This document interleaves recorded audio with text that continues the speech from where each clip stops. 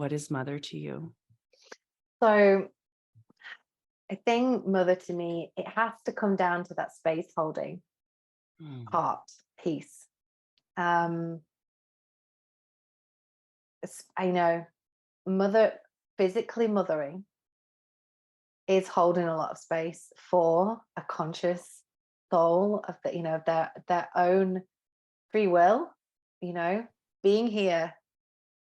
And my daughter has her own life. She has her own destiny. She has her own fate. And Lisa, I think, I don't know if you remember, but you're one of the first people to say that to me. And it changed my grip around the parenting decisions that I was making.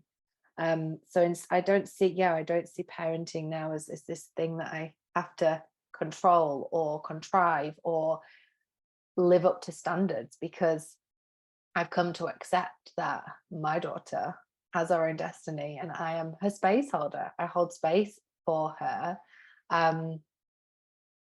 to live the life that she came here to live. And that's not to say I don't look after her. That's just to say I've let go of, oh God, I think she should be doing this. No, she's here to make her own decisions, be her own person, and I'm holding space for that. And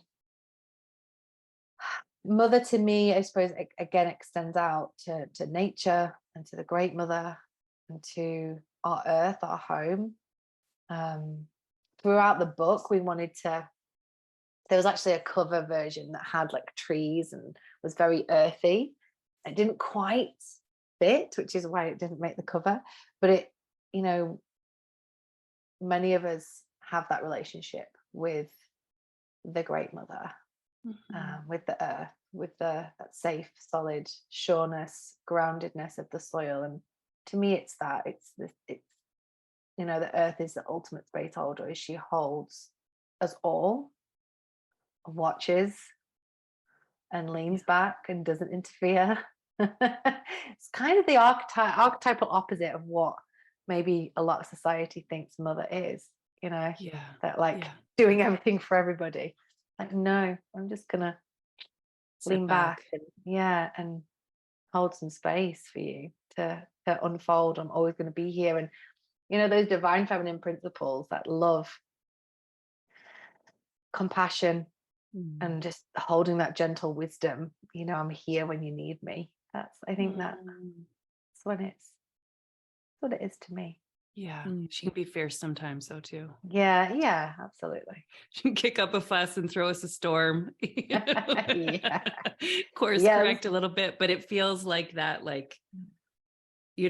we're all kind of in that age where we're transitioning into crone, but that more like sitting back and holding the space, but not like reaching and striving, and gripping and controlling. It's like, that was a big lesson for me with my daughter, was because she was having some mental issues when she was in her late teenage years, and you just want to fix it. You want to make it all better. Even right now, she's having some relationship stuff and you want to fix it as a mother.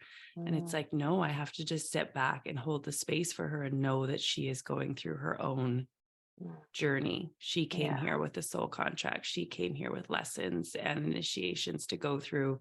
It's not my job to fix everything. And I think that's so powerful.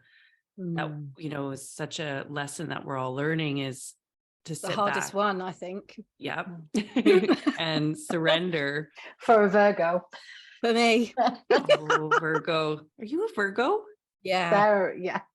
Virgo sun, Aquarius moon, and Cancer rising. So I'm, that makes totally a lot of sense. That makes a lot of sense. What is mother for you, Sarah? I should know the answer to this question, considering it was I can find it in the book if you want. I can probably echo everything that Kathy said, because I think I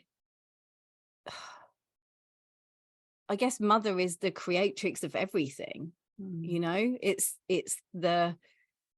we wouldn't be here if we didn't have a mother, and we wouldn't be, it's our home, and it's the bigness. I can't even explain it. Sorry, I'm on day one. This is. Do you want me to read this bit here, Sarah?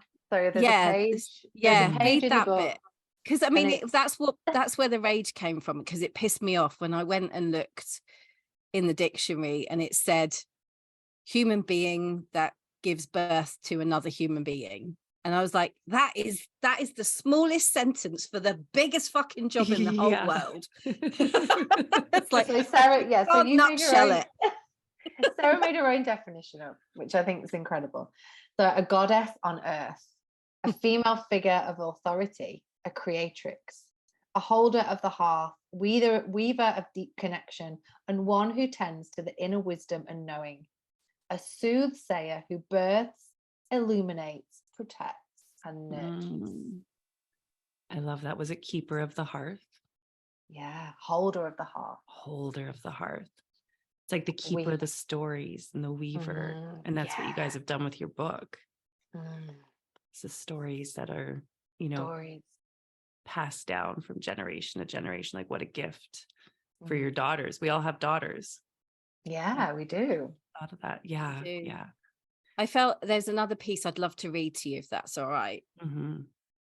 So it was the whole, it was written for women who are rocking their mother energy. Those women who felt lost, alone, unsupported, dimmed, squashed, uncomfortable, unable to speak for truth for fear of it highlighting shadows. Mothers, sisters, witches, bitches, whores, and good girls. It's for the mothers of children, furry friends, businesses, and creative projects. I suppose you couldn't fit that in the dictionary, really, could you? Mother is when we're most fertile physically. It's when we begin to nurture, guide, and support those around us. Our creative blooming, the ripening fruit, our period of birthing ideas, businesses, and babies. It's also the time we are asked to quietly shoulder a lot. Societal pressures, conditioning from authorities, media exposure, and emotional immaturity are all designed to keep us forever in our girlhood and our maiden. The never-ending quest to stay young, look young, but successful, the cook in the kitchen, the whore in the bedroom, a construct designed to suit the patriarchy. Add to that the pressure of procreation, our biological clocks ticking, being expected to carry on regardless, our playground wounds playing out in adult life, inability to feel able to mother ourselves for fear of being selfish, emotionally immature women growing up alongside their children. Taboos around the reality of childbirth, menarche, menstruation, perimenopause, menopause, orgasms, leaky nipples, and female ejaculation. The reality that babies are not just for Christmas. Businesses, children, and creative projects take a village to raise. It is in our mother energy we find our community, our village, and sanity. The opportunity to face and embrace our shadows with no judgment. It is in those shadows we find ourselves. The parts of us unseen or in darkness, parts hidden from the world or even ourselves. This book is that big searchlight looking over the ocean, shining a light on the unseen, the unspoken, wrapped in a big cozy blanket of love.